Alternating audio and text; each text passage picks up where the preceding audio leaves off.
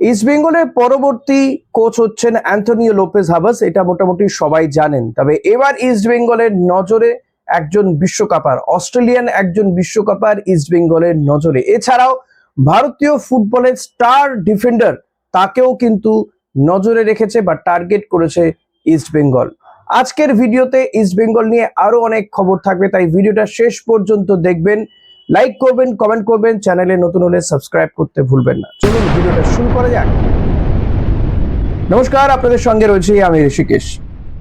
দেখুন, কলকাতা লিগের ম্যাচ কিন্তু শুরু হতে চলেছে। সবকিছু ঠিকঠাক থাকলে আর ঠিক এক সপ্তাহ পরে, অর্থাৎ 8ই জুলাই থেকে কলকাতা লিগের প্রিমিয়ার ডিভিশনের ম্যাচগুলো শুরু হতে চলেছে। ইতিমধ্যেই মোহনবাগান, ইস্ট বেঙ্গল প্র্যাকটিসে নেমে পড়েছে। আজ সকাল থেকে মোহামেডান স্পোর্টিং, তারাও কিন্তু প্র্যাকটিসে নেমে পড়েছে। মোহামেডান স্পোর্টিং এ এখন নতুনের হাওয়া, সেখানে হুমায়ুন কবির দায়িত্ব নিয়েছেন, ফলে তো বদল আসছে, বদলের হাওয়া মোহামেডান স্পোর্টিং এ। আগামী দিনে মোহামেডান স্পোর্টিং এ কত টাকা বিনিয়োগ হয় সেটাও যেমন দেখার বিষয়, পাশাপাশি তারা অনুরোধ করে আইএসএলটাও খেলতে পারে কিনা এটাও একটা বিষয়। এই মুহূর্তে মোহামেডানের উপরে একটা ব্যান রয়েছে, ফিফার ব্যান রয়েছে।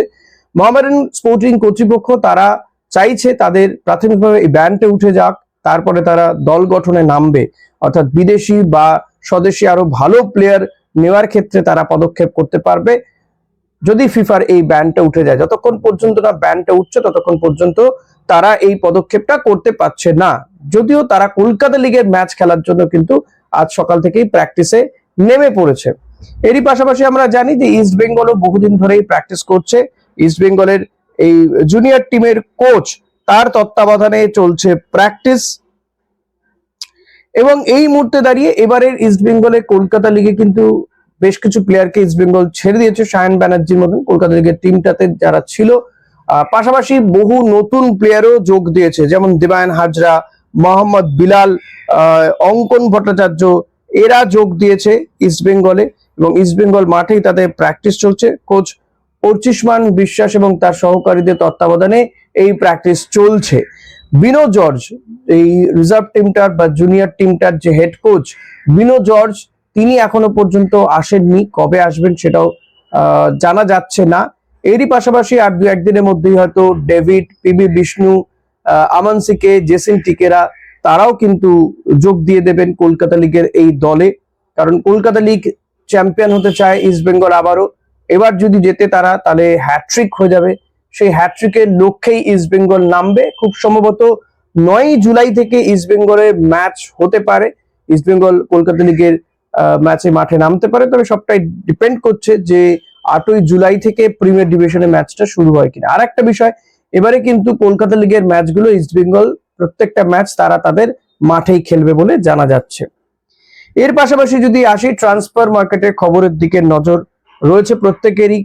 কোন দল কাকে নিল, কাকে ছেড়ে দিল, এদিকে অনেকেরই নজর রয়েছে। যেটা জানা যাচ্ছে, আব্দুল রব্বির কথা অনেকদিন ধরে বলছিলাম, কিন্তু আব্দুল রব্বিকে ইস্ট বেঙ্গল টার্গেট করলেও শেষমেশ আব্দুল রব্বি সে চলে যাচ্ছে নর্থ ইস্টে জয়েন করছে, বোধহয় 2 বছরের চুক্তি হচ্ছে। তো ইস্ট বেঙ্গল ভারতীয় একজন ডিফেন্ডারকে তাক করেছে, তাকে নিতে চায়।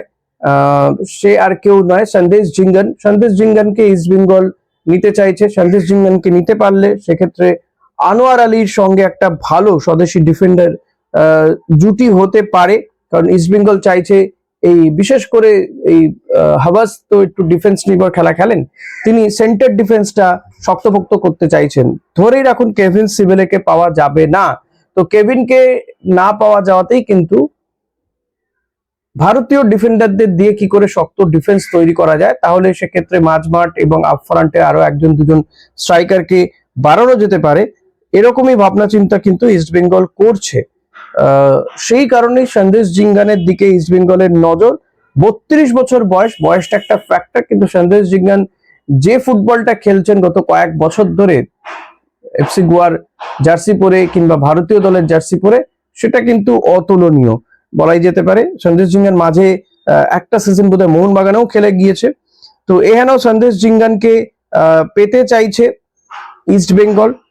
যদিও যেটা জানা যাচ্ছে, সন্দেশ জিঙ্গানকে পাওয়াটা এতটা সহজ হবে না, বিকজ কি সন্দেশ জিঙ্গানের বোধহয় চুক্তি রয়েছে এফসি গোয়ার সঙ্গে এখনো বেশ কিছুদিন।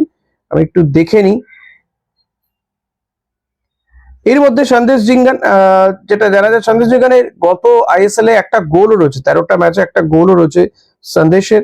তো এহানো ফুটবলার সন্দেশ জিঙ্গান যে রক সলিড ডিফেন্স, সেটা আপনারা প্রত্যেকেই জানেন। ভারতীয় দলে যখন আনোয়ার আলী খেলেন, সন্দেশ জিঙ্গান খেলেন, তখন ডিফেন্সে একটা নির্ভরতা থাকে, গোলকিপার অনেকটা নিশ্চিন্তে তিনি খেলতে পারেন, তার অনেকটা কম ভয় থাকে।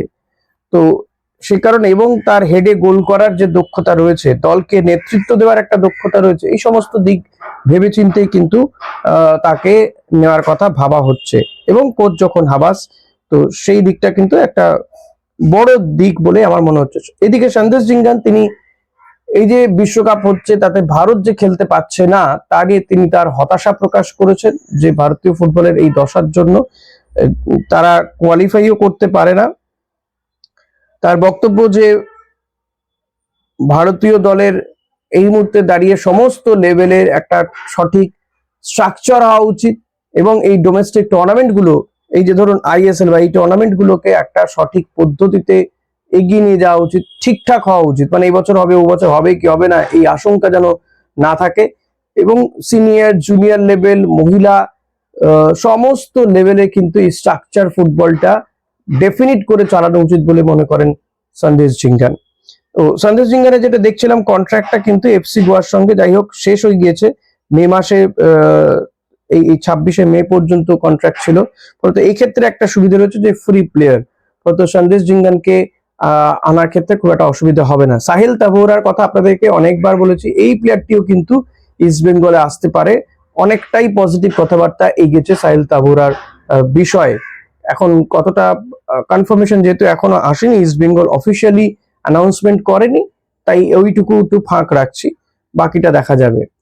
আর আপনাদের বলেছিলাম শুরুতে যে একজন অস্ট্রেলিয়ান বিশ্বকাপারের দিকে নজর রয়েছে ইস্ট বেঙ্গলের, এবং এই স্ট্রাইকার বা ফরওয়ার্ডের প্লেয়ারটাকেও কিন্তু ইস্ট বেঙ্গল নিতে পারে। হাবাসের পছন্দের একজন প্লেয়ার, সে আর কেউ নয়, জেসন কামিংস। আমরা দেখেছি জেসন কামিংস তিনি যেমন বিশ্বকাপে খেলেছেন, তেমনি মোহনবাগানেও চুটিয়ে খেলে গিয়েছেন। মোহনবাগানের হয়ে তার অনেক অবদান রয়েছে, আইএসএল চ্যাম্পিয়ন হয়েছে মোহনবাগানের, লিগ শিল্ড জিতেছে মোহনবাগানের হয়ে। যদিও গত সিজনে তার পারফরমেন্স খুব একটা ভালো ছিল না, এবং তাকে অনেক সময়ই ম্যাচে নামাতেন, হয়তো সেকেন্ড হাফে তাকে নামাতেন কোচেরা। তো এহেন জেসন কামিংসকেই কিন্তু ইস্ট বেঙ্গল নজরে রাখছে, বা ইস্ট বেঙ্গল তার প্রতি ইন্টারেস্ট শো করেছে বলে জানা যাচ্ছে। জেসন কামিংসকে কিন্তু আনতে পারে ইস্ট বেঙ্গল। এখন জেসন কামিং যেহেতু ফ্রি প্লেয়ার, তার সঙ্গে মোহনবাগানের চুক্তিও নেই, তো এটা একটা দিক যে জেসন কামিংসকে নিয়ে আসার ক্ষেত্রে। এবং অস্কারের এক ধরনের পদ্ধতি ছিল, আর হাবাসের খেলার পদ্ধতি আর এক ধরনের।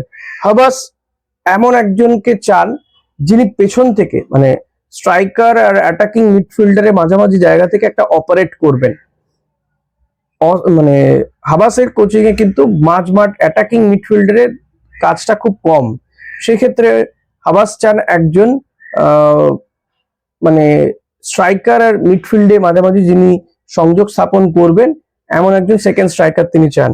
আর সেই কারণেই শোনা যাচ্ছে এই সেন্টার ফরওয়ার্ডকে নিতে পারে, যদিও ট্রান্সফার মার্কেটে তাকে দেখাচ্ছে 5.2 crore, টাকাটা প্রচুর, হয়তো এটা নেগোসিয়েশন করা সম্ভব হতেও পারে, কারণ যেহেতু ফ্রি প্লেয়ার রয়েছে, অন্য কোনো টিমকে ট্রান্সফার ফিস দিতে হবে না, তো নিয়ে আসা যেতেই পারে। জেসন কামিংস যথেষ্ট ভালো মানের প্লেয়ার, আমরা প্রত্যেকেই জানি, যদিও তার বয়সটাও এখানে একটু ফ্যাক্টর হতে পারে, 30 বছর বয়স। তবে অস্ট্রেলিয়ান বা এই ধরনের প্লেয়াররা 30 বছর বয়স আমাদের তুলনায় অনেক বেটার ফুটবল খেলবে। আর একটা বিষয় বলতে হয় যে কামিংসের এই যে লাস্ট সিজনে, অর্থাৎ 2025-26 যে আইএসএল হলো, সেই আইএসএল এ কিন্তু 7টা গোল রয়েছে, 6টা অ্যাসিস্ট রয়েছে, খুব খারাপ পারফরমেন্সও নয়। সেই অনুযায়ী যদি বলতে হয়, যথেষ্ট ভালো পারফরমেন্স রয়েছে তার। তো এই স্ট্রাইকারের দিকে কিন্তু ইস্ট বেঙ্গল নজর রেখেছে, দেখা যাক, সবকিছু ঠিকঠাক থাকলে হয়তো ইস্ট বেঙ্গলের জার্সিতেই দেখা যেতে পারে জেসন কামিংসকে। আশা করি ভিডিওটা আপনাদের ভালো লেগেছে, ভালো লাগলে লাইক কমেন্ট শেয়ার করতে ভুলবেন না, চ্যানেলে নতুন হলে সাবস্ক্রাইব করবেন, লাইক তো করবেনই, মেম্বারশিপও আপনি নিতে পারেন। মেম্বারশিপ নিতে গেলে কিছু পয়সা লাগবে, সাবস্ক্রাইব করতে গেলে কোনো পয়সা লাগে না। Thank you.